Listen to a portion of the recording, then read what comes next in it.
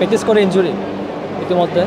এই যে দেখেন হাত ফুলে গেছে। প্রত্যাশা তো থাকে সবার চ্যাম্পিয়ন হওয়ার, সো আমারই চ্যাম্পিয়ন হওয়ার প্রত্যাশা আছে। বিরাট কোহলি তো সচরাচর ইনজুরি হয় না, সো আরমান কোহলি চাইবে তার ইনজুরিটা কাটিয়ে ওঠার। আমি অংশু ভাই টিমে খেলছি। আমাদের টিমের ব্যালেন্স খুবই ভালো, সবার বন্ডিং খুবই ভালো, খুবই ফ্রেন্ডলি সবাই। সো আশা করছি আমরা ভালো একটা টুর্নামেন্ট পার করতে পারবো। হ্যাঁ, এটা আমার প্রথম। খুবই ভালো, প্রথমবার আমি খেলছি। সবাই আমার সিনিয়র এখানে, আমি সবার জুনিয়র। সবাই আমাকে খুব ভালোভাবে রেসপন্স করছে, স্নেহ করছে, খুব ভালো লাগতেছে।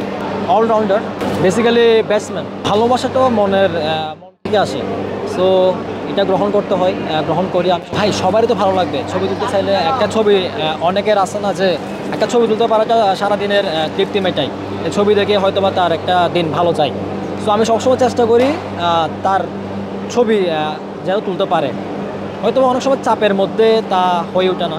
অবশ্যই ক্রিকেট, অবশ্যই কিং কোহলির মতো তার মতো খেলতে চাই, তবে তার মতো তো খেলা এত ইজি না।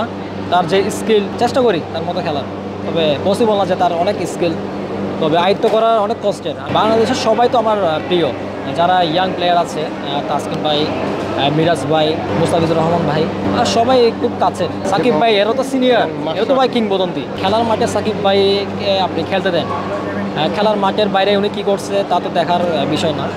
আমি চাইবো যে তার বিদায়ী ম্যাচ আমাদের দেশের মাটিতে হোক,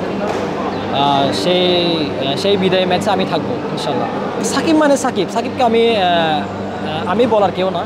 সাকিব মানে সাকিব, তিনি ব্র্যান্ড, তিনি জানে তিনি কীভাবে চলবেন। সো আমি ক্ষুদ্র মানুষ, তাকে নিয়ে বলার মতো আমার ক্ষমতা নেই।